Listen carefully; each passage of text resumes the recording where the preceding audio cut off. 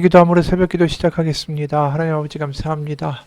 하나님의 은혜 가운데 살아가는 오늘 하루가 하나님의 복된 하루, 하나님의 말씀이 들려지는 하루가 되게 도와주시고 하나님이 주시는 말씀 가운데 우리의 삶을 바라보고 해석할 수 있는 은혜의 하루가 되게 도와주옵소서.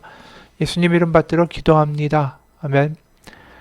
오늘은 마가복음 2장 13절에서 28절까지의 말씀입니다. 2장 13절에서 28절까지의 말씀입니다.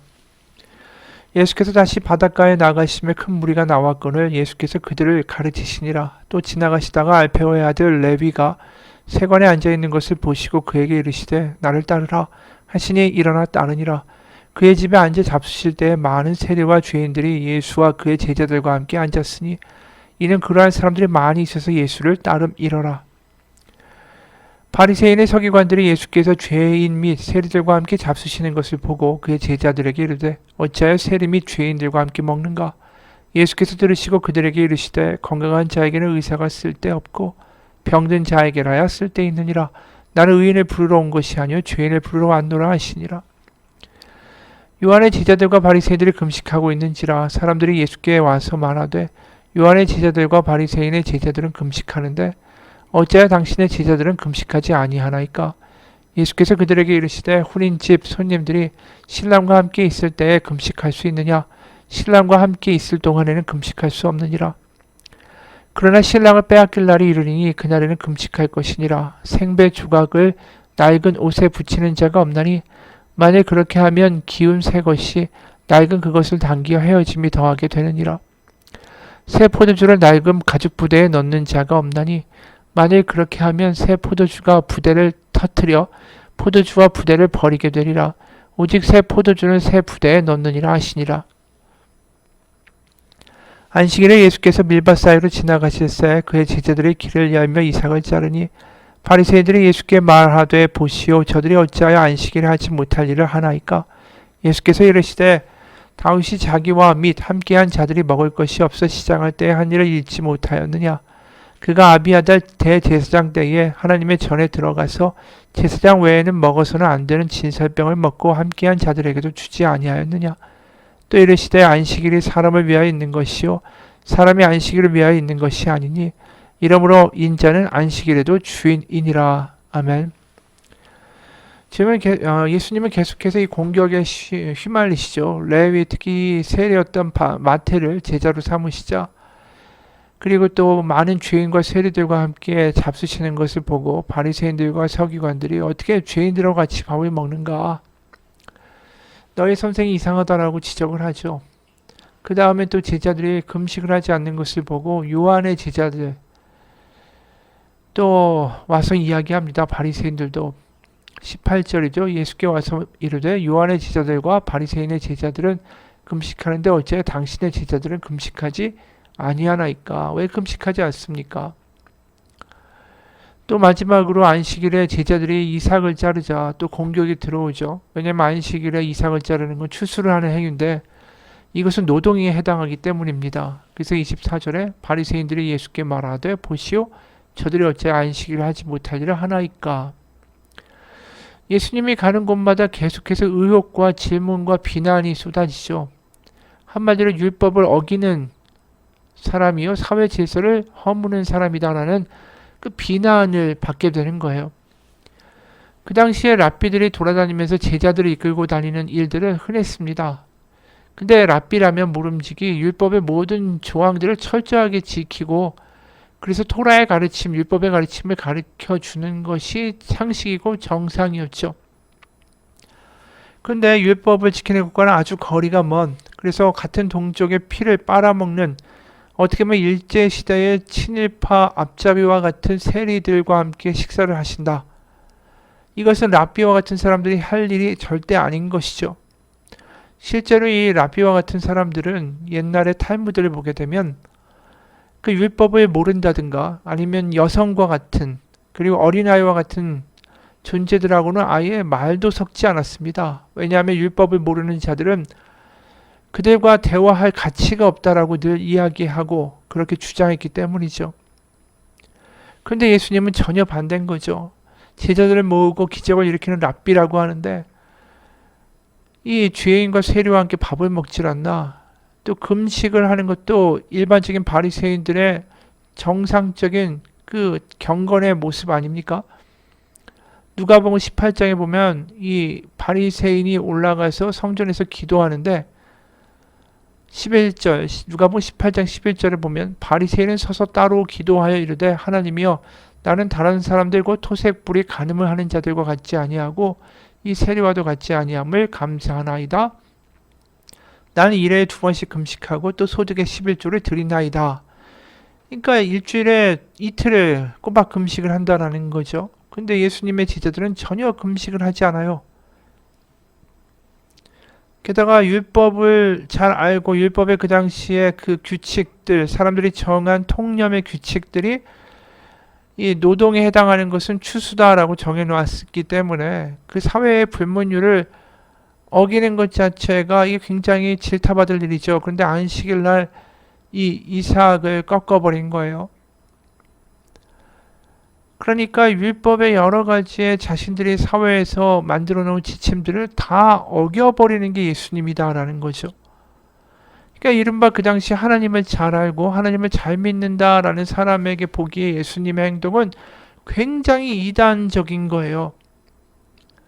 근데 예수님이 답을 이렇게 하시는 거죠. 17절 건강한 자에게는 의사가 쓸데없고 병든 자에게라야 쓸데있느니라. 나는 의인을 부르러 온 것이 아니요 죄인을 부르러 왔노라. 이렇게 얘기하세요. 또 19절에 금식을 왜 안 합니까? 그러니까 이렇게 말씀하셨죠. 혼인집 손님들이 신랑과 함께 있을 때 금식할 수 있느냐? 신랑과 함께 있을 동안에는 금식할 수 없느니라. 그러나 신랑을 빼앗길 날이 이르리니 그날에는 금식할 것이니라. 그러니까 지금 신랑과 함께 있는 혼인잔치가 벌어졌다. 바로 예수님이 이 땅에 오셔서 하나님의 그 마음을 세상 가운데 보여주고 있는데 그 마음을 하나님의 사랑을 하나님의 긍휼을 경험하고 있는데 어떻게 거기서 금식을 하며 슬퍼하겠는가. 그리고 27절에 안식일에 이삭을 벤 거. 그랬더니 안식일이 사람을 위하여 있는 것이요 사람이 안식일을 위하여 있는 것이 아니니 이러므로 인자는 안식일에도 주인이니라. 이렇게 말씀하세요. 그러니까 인자가 안식일의 주인이다. 결국 안식일을 만드신 분은 하나님이시죠. 그래서 인자라고 말하는 메시아가 안식일의 주인이다라고 이야기하시는 거예요. 이 이야기는 뭘까요? 안식일의 주 목적은 바로 창조가 무너진 세상을 다시 창세기 1장에 나오는 것처럼 질서가 있는 세상으로 만들고 하나님의 안식과 평강, 샬롬을 만들어내는 것이 바로 안식일의 주 목적인데 지금 예수님이 오신 세상 가운데 그런 안식이 없죠. 약육강식의 세상이 되고 있고 로마와 또 이방인인 헤롯은 자신들의 군사력만을 믿고 사람들을 핍박하고 성전의 제사장들과 바리새인들은 사람들에게 종교적인 이야기를 하면서 그들을 착취하는 세상을 가지고 이끌어가고 있다라는 것이죠. 그런 세상에 무슨 안식이 있겠어요? 바로 하나님이 말씀하시는 새로운 안식을 내가 선포하러 왔노라. 바로 하나님의 샬롬을 이 땅 가운데 하나님의 나라를 너희들 가운데 보여주기 위하여 왔노라.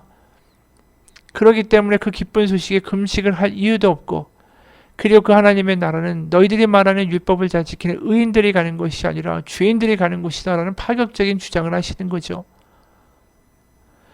그렇기 때문에 새로운 하나님께 나아갈 수 있는 길이 열렸다라는 말씀을 하는 거예요. 율법을 잘 지켜서 자신들이 만들어 놓은 규정이죠. 정확하게 말하면 율법이 아니에요. 율법을 지키는 방법은 구체적으로 이러하다. 안식일에 노동을 하지 말아야 한다면 노동에 해당되는 항목은 이런 것이다 라고 사람들이 임의로 정해놓은 그 율법을 폐하고 정말로 하나님께로 나아갈 수 있는 진정한 길을 예수님이 나에게 보여주겠다라고 말씀하시는 거죠. 그래서 기존의 질서들, 기존의 율법의 이야기들이 다 뒤집히는 거예요. 그래서 21절에 생배 조각을 낡은 옷에 붙이는 자가 없나니 만약 그렇게 하면 기운 새 것이 낡은 그것을 당겨 헤어짐이 더하게 되느니라. 22절에 새 포도주를 낡은 부대에 넣는 자가 없나니 만약 그렇게 하면 새 포도주가 부대를 터뜨려 포도주와 부대를 버리게 되리라. 오직 새 포도주는 새 부대에 넣느니라. 이 말씀은 결국 뭡니까? 헌 옷에다가 새 철을 갖다가 기워 놓으면 신축성이 다르니까 결국 그게 붙여서 옷을 수리하는 게 아니라 옷을 더 찢어지게 만드는 결과를 가져온다라는 거죠. 포도주 부대도 가죽으로 만들었습니다. 새 포도주 부대가 아니고 오래된 포도주 부대는 이미 신축성이 없어요. 다 신축성을 잃어버렸습니다. 그런데 새 포도주를 넣게 되면 이게 발효가 되면서 부풀 거 아닙니까? 그러면 부피가 늘어나는데 그걸 감당하려면은 헌 가죽 부대로는 감당이 안 되는 거죠. 터져버리는 거죠. 그러니까 새 포도주는 신축성이 좋은 새 가죽 부대에 넣어야 되는 거예요. 그러니까 지금 예수님이 말씀하시는 건 뭐냐면 새로운 하나님께 나아갈 수 있는 길이 열렸다. 하나님의 마음을 너희가 제대로 들어야 된다. 하나님이 너희를 향한 마음이 무엇인지를 내가 직접 제대로 너에게 들려주기 위해 이 땅에 왔다라고 말씀하시는 거죠. 그래서 여기 새 포도주라는 단어는 헬라어로 뭐라고 하냐면 네오스라는 헬라어예요. 그러니까 우리가 뉴스, 9시 뉴스라고 말하는 것과 헬라어 네오스가 같은 어근에서 나왔습니다. 그러니까 뉴스라는 건 뭡니까? 기존에 없던 새로운 어떤 사건과 사고가 일어났다는 뜻이에요. 그러니까 새롭게 이제 하나님께 나아갈 수 있는 길이 열린 거죠. 그러니까 전에 없던 새로운 것이 등장한 거예요. 그래서 새로운 포도주라고 말씀하신 거고, 거기에 새 가죽 부대에 넣는다 할 때 그 새 가죽 부대에 새롭다는 헬라어 네오스가 아니라 카이노스라는 헬라어입니다. 카이노스는 뭐냐 하면 이 겉으로는 똑같아요. 하지만 그 안에 질적인 갱신이 일어나는 거죠. 그러니까 우리가 이 외양은 똑같잖아요. 하지만 우리의 마음이 새롭게 되었다라고 표현할 때가 바로 그 카이노스라는 단어를 쓴다라는 거죠. 그래서 새로운, 전에 없던 새로운 하나님이 주시는 새로운 길, 바로 복음이 왔는데 그것을 받아들이는 것은 기존의 생각과 기존의 판단을 다 뒤집고 하나님 앞에 새롭게 나아가는 그러한 마음의 변화가 필요하다라는 것을 말씀하시는 거예요. 바로 복음을 받아들이는 것은 바로 자신들이 얼마나 율법을 잘 지키고 자신이 얼마나 하나님께 더 가까이 나가는 다른 사람들보다 더 경건한 자인가를 마음에 담아두고 생각하고 내가 저 사람보다 낫지, 이런 마음을 품고 사는 게 아니라 복음을, 하나님께 나아가는 새로운 길을 취하는 유일한 길은 우린 모두 다 하나님 앞에 연약한 자들이고 하나님의 은혜로만 자녀가 될 수 있고 하나님의 은혜 아니면 우리 하나님께 나아갈 수 없습니다라는 그 고백이 바로 새로운 마음이다, 새로운 가죽 부대다라는 것이죠.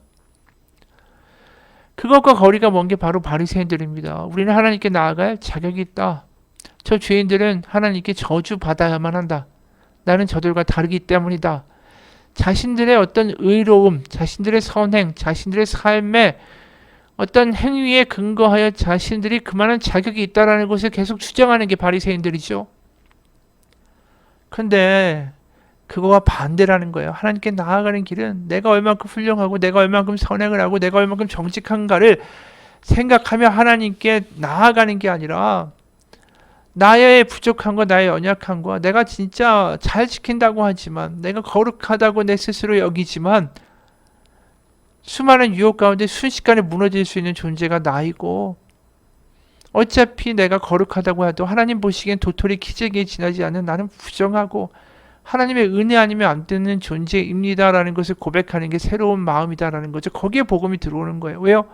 하나님 아니면 안 된다라는 진정한 고백이 있을 때 복음이 복음되는 거죠. 예수님 아니면 안 됩니다라는 진정한 고백이 있을 때 우리는 하나님께 나아가시는 놀라운 하나님의 은혜를 입는다라는 거죠. 내가 불가능하고 내가 무능하고 내가 못났다고 할 때 그때 우리를 강하게 만드시고 우리 가운데 소망을 주시고 우리 가운데 구원을 주신 하나님의 역사가, 그 역전의 역사가 바로 예수님의 복음이다라는 뜻입니다. 우리가 이 교회에서도 율법적인 사고를 많이 봐요. 우리가 하나님을 믿는데 얼만큼 저 사람이 장로가 되기 위해서 11조를 많이 하고 헌금 생활을 잘하고 교회에 출석을 잘했는가, 행동을 보고 판단한다는 거죠. 하지만 하나님은 행동을 보는 게 아니라 그 마음을 보시는 거죠. 그 마음은 뭐죠? 하나님에 대한 배고픔, 예수님의 은혜에 대한 감격, 예수님이 아니면 안 된다라는 갈망, 그것이 하나님이 보시는 관점이라는 거죠. 그렇기 때문에 우리가 건강하고 환경이 좋고 그럼 내가 하나님 잘 믿고 할 수 있어요. 근데 내 삶에 어려움이 닥치고 환란이 있고 그러면 내가 믿음 있다고 하는 그 나의 자신도 순식간에 날아갑니다. 내가 이렇게 하나님께 불평하고 있다니 내가 이렇게 믿음이 없구나. 우리는 그런 존재예요. 바람 하나 불면 날아갈 수밖에 없는 존재. 그렇기 때문에 우리가 누구를 비판하는 게 아니라 내가 저런 사람 어떻게 보면 가장 하나님과 거리가 먼 사람과 같은 존재가 나도 될 수 있구나. 나도 환경이 악했다면 나도 환경이 어려웠다면 나도 악한 부모를 만났다면 나도 건강이 안 좋았다면 나도 저럴 수 있구나. 그러면서 그 사람이 멀리 느껴지는 게 아니라 그 어떻게 보면 내가 멸시하고 멀다고 하는 사람이 나의 모습처럼 투영되어 보이기 시작할 때 우리는 아는 거죠. 우리는 은혜가 더 필요한 사람이다라고. 복음 아니면 안 된다고. 맞습니다. 하나님 죄인들과 어울려 주시는 게 우리에게 큰 복음이에요. 왜냐면 나도 그렇게 될 수 있거든요. 나 혼자 의롭다라고 주장할 수 있는 사람이 깜냥이 안 된다는 걸 우리가 알기 때문이죠. 브레넌 매닝이라는 작가가 이런 글을 썼어요. 여러분 이야기한 건데 우리는 우리가 어떤 존재인지를 잘 알아야만 한다. 정직해지는 게 얼마나 어려운가. 내가 용납받기 힘든 존재라는 것을 인정하는 것이 얼마나 힘든가. 중요한 건 나의 어떤 장점이나 선행 때문에 하나님이 나를 아름답게 봐주시는 것이 아니다. 내가 하나님의 눈에 사랑스러운 존재로 보이는 것은 오직 하나님이 나를 사랑하시기 때문이다. 정직해지려는 사람은 자신의 진짜 모습을 똑바로 보겠다고 각오해야만 한다. 그 진짜 모습이 아무리 불쾌하고 위협적인 것이라고 할지라도 말이다. 정직해진다라는 거 스스로 하나님과 함께 버티는 것을 의미한다. 우리가 정도에서 벗어났다는 것을 인정하고 고백하는 것이요. 우리 자신에게 문제 해결이 능력이 전혀 없다라는 것을 철저히 깨닫는 것이다. 그러나 정직하지 못한 사람은 자신을 꽤 괜찮은 존재로 그런 자화상을 만드는데 열중하게 된다. 그렇게 되면 하나님을 기뻐하는 대신에 자기 만족에 빠지고 만다. 하나님께 가까이 갈 수 있는 유일한 길은 자신에게 정직해지는 것이다. 자신이 어떤 존재를 절감하는 것이다. 그렇게 되면 은혜의 강물이 우리에게 새롭게 흐를 것이다.